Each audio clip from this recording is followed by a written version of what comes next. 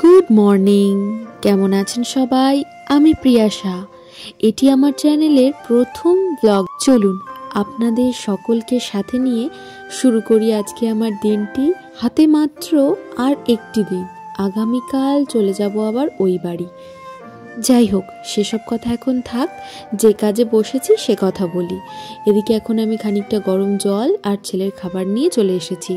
আমি না খেলে আবার ছেলে খেতে চায় না, সেই জন্য একবার ওকে খেয়ে দেখালাম যে দেখো মাও খাচ্ছে, তো তুমিও খেয়ে নাও। ছেলের জন্য সকালে নিয়ে এসেছি এখন দুধ মুড়ি, আর সেটাই এখন একটু ঠান্ডা করে খাওয়ানোর চেষ্টা করছি।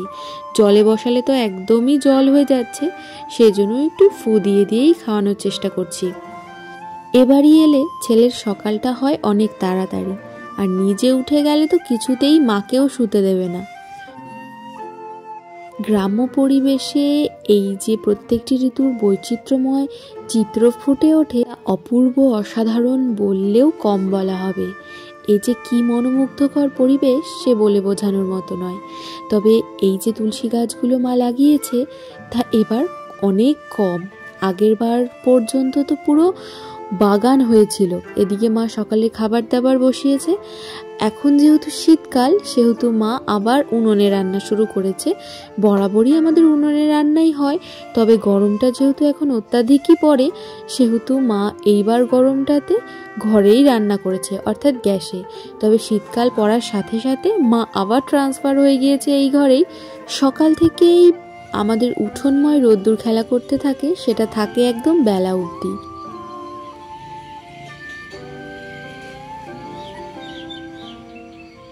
মা বাবা যেমন আমায় জন্ম দিয়েছে, তাদের প্রতি যেমন আমার এক নারীর টান, তার পাশাপাশি আমার এই জন্মস্থানের প্রতি আমারও রয়েছে এক নিবিড় টান, যা আমি কোনোভাবেই অস্বীকার করতে পারি না। আমার যেন মনে হয় এই বাড়ির প্রত্যেকটি গাছ, এই মাটি, সমস্ত কিছুই আমার প্রতি সেই একই টান অনুভব করে। সেই জন্যই কিছুদিন গেলেই মনটা কেমন জানি অস্থির হয়ে ওঠে। তবে গতকালের কিছু জামা কাপড় ছিল, সেগুলোকেই আবার বাইরে বের করে মেলে দিলাম। যেহেতু রোদ্দুর উঠতে শুরু করেছে, তবে কুয়াশার চাদর কিন্তু এখনো সরে যায়নি। শীতকালীন পরিবেশে কেমন জানি একটা অলস্যতা সবসময় মেখেই থাকে। না, সেই অলস্যতা বেশিক্ষণ ধরে রাখলে চলবে না। মিনি ব্লগে তো আগেই বলেছি, এই চাটা আমার বড্ড প্রিয়। যারা যারা আমার মিনি ব্লগগুলি দেখেননি, একবার চেক করে আসতে পারেন, আশা করি খারাপ লাগবে না। তবে এদিকে আমার চায়ের জল ফুটে যাওয়াতে আমি একেবারে চা পাতাটা দিয়ে নিলাম।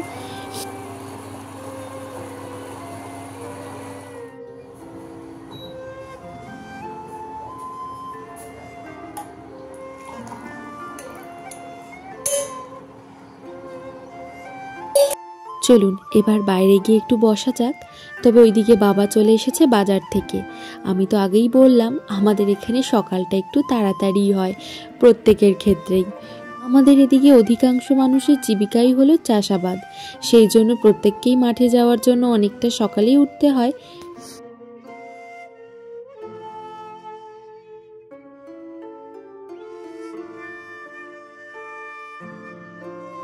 তাই শুধুমাত্র যে আমার ছানাটির ক্ষেত্রে তা নয়, আমরা যখন ছোট ছিলাম আমাদের ক্ষেত্রেও সেটা হয়েছে। তবে ওই আর কি, বড় হওয়ার সাথে সাথে ছোটবেলার স্মৃতিগুলো কোথায় জানি মলিন হয়ে যায়।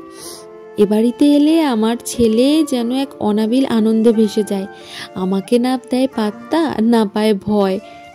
এখানে তখন শুধুমাত্র ওরই রাজত্ব চলে, সেই জন্য আর মায়ের পরোয়াও করে না। আজ বাবার মার্কেটে বেরোনোর দিন, সেই জন্য সকাল সকাল মালপত্র গুছিয়ে নিচ্ছে। তো ভাবলাম বাবার সাথে একটুখানি ধরে দিই, তাহলে বাবার সুবিধে হবে, কারণ এত জিনিসপত্র টুকটুক করে একা হাতে সেট করতে অনেকখানি সময় লেগে যাবে।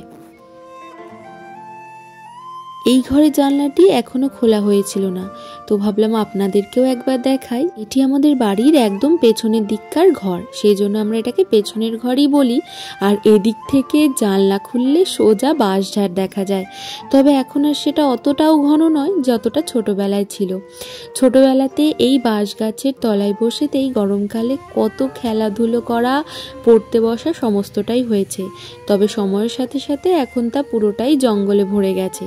দেখুন লাল ফুলটি, ওটা কেয়া ফুল নামেই পরিচিত আমাদের এখানে। দেখতে দেখতে বেলা কম হলো না, মায়ের পুজো প্রায় কমপ্লিট হয়ে এসেছে।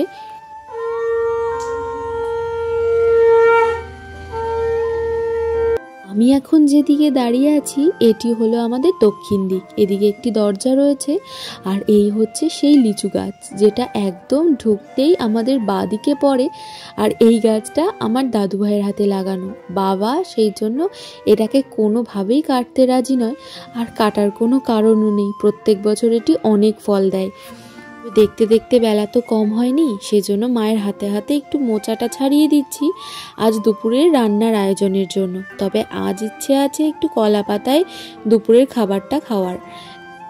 বহুদিন হয়ে গেল কলা পাতায় খাই না। প্রত্যেক বছরই আমাদের দু বোনের বিয়ের পর এই শীতের সময়টা সবাই এক জায়গায় হয়ে অনেক আনন্দ হয়।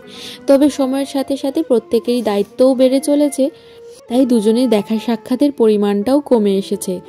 তাই যখনই বাড়িতে আসি না কেন, আমার দিদি, অর্থাৎ আমি যাকে ভাই বলে ডাকি, তাকে মিস করার পরিমাণটা আমার অত্যাধিক বেড়ে যায়। এর আগেও মিনি ভ্লগে আমি আপনাদের বলেছি, একটা সময়ে মা এই উনুন বানিয়ে দেওয়ার জন্য কোথায় না ছুটেছে। তবে যেটা হয়, সময়ের সাথে সাথে মা এখন নিজেই পারে, আর সেটার জন্য এখন আর কোথাও দৌড়তে হয় না। আপনাদের যে উনুনটা দেখালাম সেটা মা শুধুমাত্র বানিয়েছে গরম জলের জন্য। আসলে আমাদের জলে এতটাই আয়রন, কোনো জিনিস টিকতে চায় না। তো গরম জলের কোনো মেশিন লাগালে সেটা কতদিন টিকবে সেটা নিয়ে সন্দেহ আছে। আজকে দুপুরে নাতির আবদারে হচ্ছে মুরগির মাংস, সেটাই মা বসিয়েছে। কাঠের জালে যে কোনো রান্নার স্বাদই হয় অসাধারণ। স্নানটা সেরে চলে এসেছি, আর যে জামা কাপড়গুলো কেচেছিলাম ভাবলাম আগে আগে রোদ্দুর থাকতে থাকতে মেলে দিই। তবে আমার বাবাও চলে এসেছে। বাবাকে বলেছিলাম আমি কাটবো কলা পাতা, তো বাবার ঠিক মনোপুত হয়নি, বাবা নিজেই গেল আর কেটে নিয়ে এসেছে এই পাতাটা, একদম নিখুঁত। একটা সময় পর্যন্ত আমি জানতাম ভালো কলা পাতাই বুঝি বিক্রি হয়।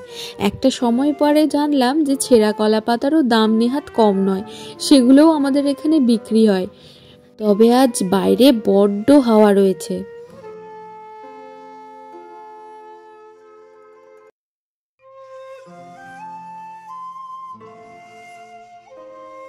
চলুন এবার দুপুরে খাবার দাবারটা সারা যাক। মা সকলকে খেতে দিচ্ছে, আজ আমরা বাইরেই বসছি খেতে। কলা পাতা, তাতে দিয়ে দিয়েছে গরম গরম ভাত, রয়েছে মোচার বড়া।